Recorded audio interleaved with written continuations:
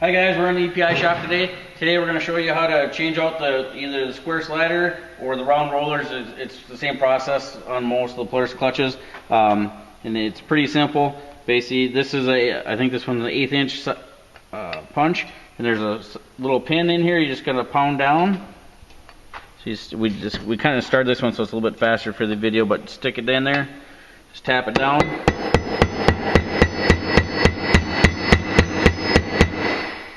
And you don't always have to go all the way out, but it's not a big deal if you do. There, she went through. Do the other side real quick, which is the same process.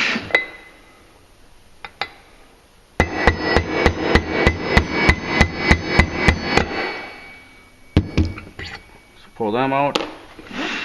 And let me show you the back side of this real quick. Make sure you don't lose your pins.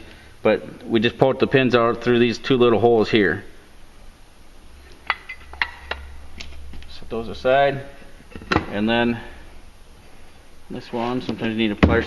One thing to note is there's a flat spot on this particular one that goes on the top side, the way we got the clutch. So you just want to hold that. Alright, so this one was being a little bit more stubborn. Had to get a bigger pliers. Usually you can just grab onto this and start wiggling it and it should work its way out. This one we actually had to do that, and you know, if you don't care about the old roller, you can actually pry out a little bit on it. You just got to be careful you don't damage or bend anything, but then it's just a matter of working its way out, which it should come here.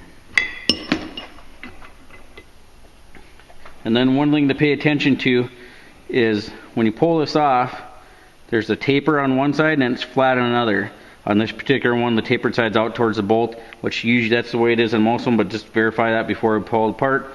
Our new roller, this is the Venom Industries roller. We're replacing the square one with a round one.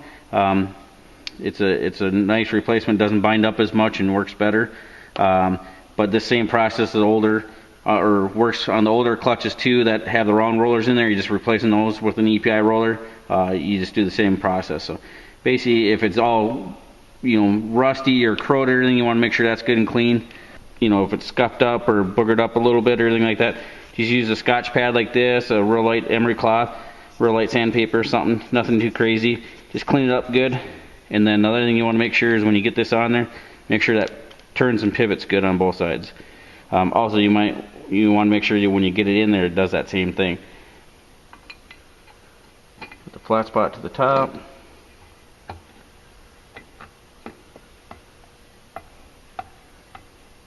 And then just lightly tap it.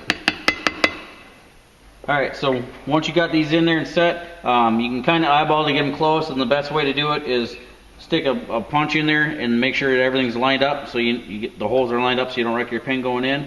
The other thing you can do if you're having a hard time seeing it is you can go to the edge of the table here and shove a light underneath there and put it up through, and that'll kind of show you and tell you too.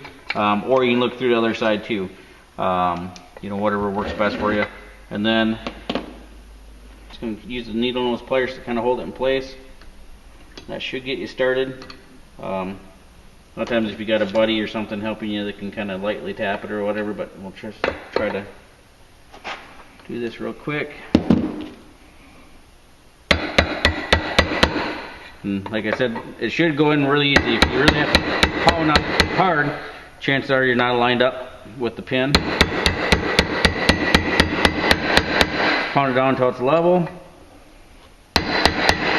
You're good to go. The one thing you just always want to double check is make sure everything's turning free when you get them all in. If it's not, you might need to pull them back out and either sand the pin or see why it's not. Again, this one had the square puck in it, or the square slider. We put the round ones in. We like those better for less bindage and stuff like that. One other kind of side issue you see with these square ones, what will happen is instead of this plastic slider wearing as much, it actually wears out this clutch. And it's hard to tell now, but it'll get a big curve on one side. The one side will stay straight, this side will always stay curved.